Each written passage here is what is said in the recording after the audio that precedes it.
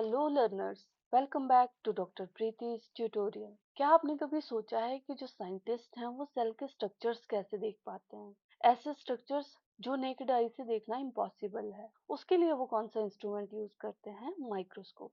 तो आज की वीडियो में हम बात करेंगे माइक्रोस्कोप के बारे में। माइक्रोस्कोप क्या है, उसकी हिस्ट्री के बारे में, किस प्रिंसिपल पे वो बेस्ड है एंड उसकी क्या क्या टाइप्स होती हैं। तो स्टार्ट करते हैं माइक्रोस्कोप से। What is microscope? माइक्रोस्कोप जो है it is an optical instrument जिसको हम यूज करते हैं टू ऑब्जर्व द ऑब्जेक्ट और स्ट्रक्चर्स।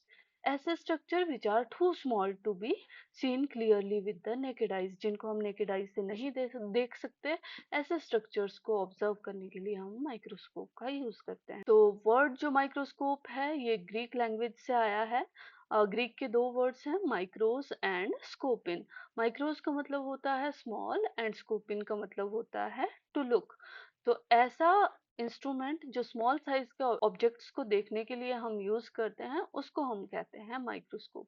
माइक्रोस्कोप्स जो हैं it is extremely important in different fields including biology. Zoology में इसको यूज करते हैं, माइक्रोबायोलॉजी में यूज करते हैं, पैथोलॉजी में यूज करते हैं एंड बहुत सारे अदर एरियाज हैं लाइफ साइंसेस के जिसमें हम इसको यूज करते हैं। क्यों यूज करते हैं? To see the specimen or any object which cannot be seen with the naked eyes। अब बात करते हैं इसकी हिस्ट्री की। तो हिस्ट्री जो है माइक्रोस्कोप की इट इज वेरी फैसिनेटिंग। सबसे पहला जो माइक्रोस्कोप डेवलप किया गया था that is in the 1590s। Hans and Zacharias Janssen जो थे, ये दो साइंटिस्ट थे नीदरलैंड के। इन्होंने सबसे पहला जो है कंपाउंड माइक्रोस्कोप डेवलप किया था जो कुछ इस तरह का दिखता था। फिर उसके बाद 1665 में रॉबर्ट हुक जो इंग्लैंड के रहने वाले थे, उन्होंने सबसे पहले ऑब्जर्व किया था कॉर्क के स्लाइस को माइक्रोस्कोप के नीचे, और उसने देखा कि जो ये स्लाइस था इसमें बॉक्स लाइक स्ट्रक्चर्स प्रेजेंट है। इस तरह के कुछ स्ट्रक्चर दिख रहे थे जिसको उसने नाम दिया सेल का। उसके बाद जो है 1670s में सबसे इम्पोर्टेंट डिस्कवरी एंटोनी वैन लीeuwenhoek था। इन्होंने सबसे पहले जो है सिंगल लेंस माइक्रोस्कोप के नीचे माइक्रो ऑर्गेनिजम्स को देखा, इंक्लूडिंग बैक्टीरिया, प्रोटोजोआ एंड उसके स्पर्म्स के सेल्स को। तो इस तरह का ये कुछ माइक्रोस्कोप दिखता था उस टाइम पे। फिर उसके बाद जो है 1830 में जोसेफ जैक्सन लिस्टर जो इंग्लैंड के थे, उन्होंने कंपाउंड माइक्रोस्कोप के स्ट्रक्चर को थोड़ा सा इम्प्रूव किया by correcting the lens aberration, और उन्होंने यहाँ पर एक्रोमेटिक जो लेंसेज थे उनको इंट्रोड्यूस किया माइक्रोस्कोप के अंदर। उसके बाद 1873 में अर्नस्ट एबे एंड कार्ल जीसस जो कि जर्मनी के रहने वाले थे, उन्होंने माइक्रोस्कोप की क्वालिटी को इम्प्रूव किया। कैसे इम्प्रूव किया? उन्होंने उसमें रेजोल्यूशन जो है उसको इम्प्रूव किया एंड वहां पर हाई क्वालिटी लेंसेज को इंट्रोड्यूस किया। लास्टली जो मॉडर्न ईरा में हमारे 20th सेंचुरी में माइक्रोस्कोप यूज हो रहे हैं, development of face contrast microscope हुई, फिर उसके बाद फ्लोरोसेंट माइक्रोस्कोप आए, फिर इलेक्ट्रॉन माइक्रोस्कोप आए एंड ये जो माइक्रोस्कोप थे they are with advanced imaging technology. तो की पॉइंट्स जो यहाँ पर याद रखने वाले हैं, फर्स्ट कंपाउंड माइक्रोस्कोप था that is developed in 1590s by Hans and Zacharias Janssen. उसके अलावा 1665 में रॉबर्ट हुक ने सबसे पहले सेल को डिस्कवर किया था एंड 1670s में लीeuwenhoek ने जो लिविंग माइक्रो ऑर्गेनिजम्स थे उनको ऑब्जर्व किया था माइक्रोस्कोप के नीचे। फिर नेक्स्ट हम बात करते हैं जो दो इम्पोर्टेंट टॉपिक्स माइक्रोस्कोप के अंदर आते हैं that is magnification and resolution. दोनों ही बहुत ही इम्पोर्टेंट है। मैग्निफिकेशन क्या होता है? It is the ability of a microscope to make an object appear larger. Microscope की एबिलिटी है जिसके थ्रू हम किसी भी स्मॉल चीज को थोड़ा बड़ा करके देख सकते हैं। तो मैग्निफिकेशन यूजुअली कैसे देखते हैं हम कि माइक्रोस्कोप में एक आई पीस होता है, एक ऑब्जेक्टिव लेंस होता है, उन दोनों को मल्टीप्लाई करके जो है टोटल मैग्निफिकेशन आप कैलकुलेट कर सकते हो। मैग्निफिकेशन डायरेक्टली आपके साइज को एनहांस करेगी। जितना आप ऑब्जेक्ट को मैग्नीफाई करोगे उसका साइज जो है वो बड़ा होता जाएगा।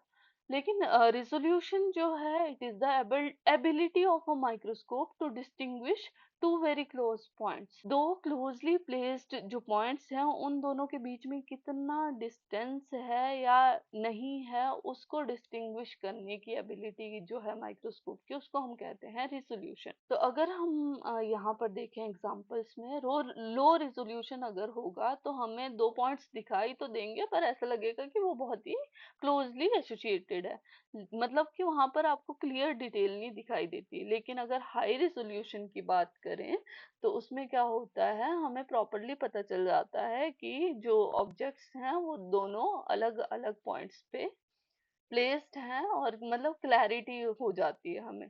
तो जो हाई मैग्निफिकेशन अगर है पर पुअर रेजोल्यूशन है तो वहां पे आपको साइज तो बड़ा दिखेगा लेकिन जो इमेज है वो ब्लर इमेज दिखाई देगी। लेकिन good resolution with proper magnification में क्या होगा कि जो इमेज होगी वो बड़ी भी होगी और क्लियर भी होगी। तो ये चीज याद रखनी है कि मैग्निफिकेशन जो है वो इमेज का साइज बड़ा करती है और जो रिजोल्यूशन है वो इमेज के साइज को क्लियर करती है। फिर बात आती है प्रिंसिपल ऑफ माइक्रोस्कोप पे। जो प्रिंसिपल है माइक्रोस्कोप का, बहुत ही सिंपल सा प्रिंसिपल है। जो माइक्रोस्कोप है वो मेनली तीन चीजों पे वर्क करता है, लाइट, लेंसेज एंड मैग्निफिकेशन। अगर हम माइक्रोस्कोप के पार्ट्स देखें तो एक आपको लाइट सोर्स की जरूरत होती है, वहाँ पे कंडेंसर होता है, स्पेसिमन होता है, ऑब्जेक्टिव लेंस होते हैं, एक इंटरमीडिएट इमेज फॉर्मर होता है एंड देन आई पीस, और फिर आपकी जो फाइनल इमेज आपको ऑब्जर्व होती है। ठीक है, तो कैसे ये वर्क करता है, मेनली लाइट जो है वो लाइट सोर्स के लिए आपको इल्यूमिनेटर होता है। अब इल्यूमिनेटर या तो नेचुरल लाइट होती है या फिर आपकी जो इलेक्ट्रिसिटी होती है उससे आप इल्यूमिनेट करते हो, वो पास होती है कंडेंसर के पास। अब ये कंडेंसर से जो है लाइट फॉल होती है स्पेसिमन पे जो कि स्टेज के ऊपर रखा हुआ होता है। फिर ऑब्जेक्टिव लेंस जो है उस लाइट को कलेक्ट करता है एंड उसको मैग्नीफाई करके रियल और इन्वर्टेड जो है इमेज की फॉर्मेशन करता है। उसके बाद जो है आईपीस उसको वापस से मैग्नीफाई करता है एंड उस वजह से हमें क्या होता है, एक लार्ज साइज की इमेज दिखाई देती है। की पॉइंट क्या है यहाँ पे कि जो माइक्रोस्कोप है वो कॉम्बिनेशन ऑफ लेंसेज यूज करता है to produce a magnified image, ऐसे ऑब्जेक्ट की इमेज जो हमें नेकेड आई से देखना मुश्किल होता है। Now we move towards the types of microscopes. तो डिफरेंट टाइप ऑफ माइक्रोस्कोप हमारे पास अवेलेबल है depending upon the source of light and जो उनका यूज है। तो सबसे सिंपलेस्ट जो माइक्रोस्कोप है that is compound microscope. Compound microscope ये आपने अपनी स्कूल्स में भी देखा होगा या फिर आपकी जो लैब्स होती हैं वहां पर भी कंपाउंड लाइट माइक्रोस्कोप अवेलेबल होता है। तो ये जो माइक्रोस्कोप है ये विजिबल लाइट को यूज करता है एंड इसमें सिस्टम ऑफ लेंसेज प्रेजेंट होते हैं and it is most commonly used in the biological laboratories. Second जो आता है आपका स्टीरियो जूम माइक्रोस्कोप आता है, इसको डायसेक्टिंग माइक्रोस्कोप भी कहते हैं। अ, इसमें जो है अगेन आपको विजिबल लाइट यूज करनी होती है एंड ये जो है आपको स्पेसिमन की 3D इमेज प्रोवाइड करता है and it is mainly used for the dissection and observation of whole animal. Third आपका आता है phase contrast microscope. Phase contrast, phases में वेरिएशन आना, वही फेज कंट्रास्ट है। तो फेज कंट्रास्ट जो माइक्रोस्कोप होता है ये क्या करता है, it enhances the contrast in the transparent specimen without staining. Without staining हम इसमें यूज करते हैं स्पेसिमन को एंड ये मेनली जो लिविंग सेल्स होते हैं उनको ऑब्जर्व करने के लिए यूज करते हैं हम।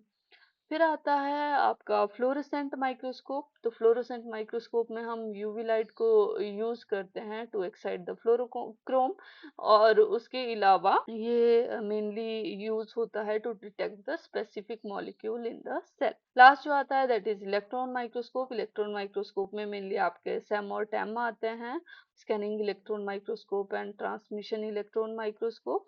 और इसमें हम लाइट की जगह इलेक्ट्रॉन्स को यूज करते हैं which provide the high resolution image। ठीक है, अगर हमें इंटरनल स्ट्रक्चर देखने हैं सेल के तो उसके लिए हम टैम यूज करते हैं और अगर सरफेस स्ट्रक्चर देखना है तो उसके लिए हम सैम यूज करते हैं।